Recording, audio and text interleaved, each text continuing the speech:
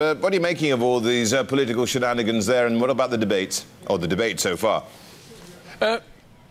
I actually think it's very good news for investors. There's no question that over the last 12, 15 months, Abenomics has gotten a little stale. There's been no new ideas coming from Abe's Prime Minister office. And now we've got political metabolism. There's a debate, Yurinomics, Koikenomics, whichever you want to call it. The debate is back up, and that's always good news because it keeps the dream alive. Keeps the dream alive, and she's seemingly more pro-business. She's about deregulation, but we haven't really seen more flesh on the bones when it comes to the potential mandate for the Party of Hope. But what else are you seeing here that could be optimistic when it comes to her economic thrust? But look, first of all, just look at her background. She is a self-made woman. She is surrounded by entrepreneurs. She doesn't have a lot of time for the vested interest, big business leaders in Japan. She really is all about self-made entrepreneurship, and that's going to be reflected in the policies that the party is promoting.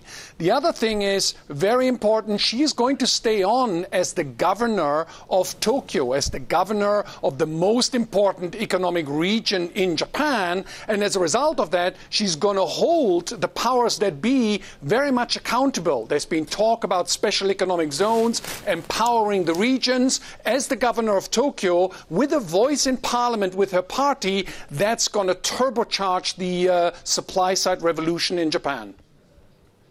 Now, one of the reasons that Koike has put forward for her not running for parliament is that she doesn't see her party perhaps winning the majority, wresting that away from the LDP. But with the scenarios that potentially could happen from next week's elections, how do you see the Party of Hope influencing what may go forward, and how would they do that? You're absolutely right. This is a stepping stone.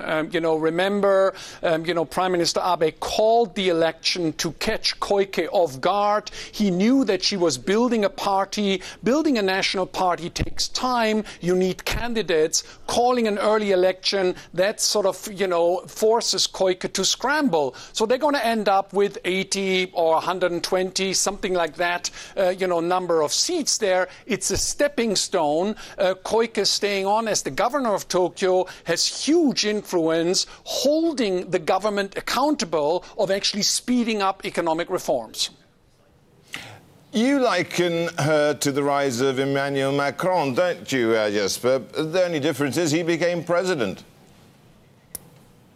Well, look, you're exactly right. And, the nice thing about the presidential election in France is that it's very predictable. It's a set time frame with which this happens. In Japan, you've got to be a little bit more agile. The real focus, I think, is build a strong, solid base in parliament right now. Use your power, holding the government accountable as the governor of Tokyo, building that tension between Tokyo and the national government. And then, perhaps in 2019, we'll get a double election and we'll get a new prime minister.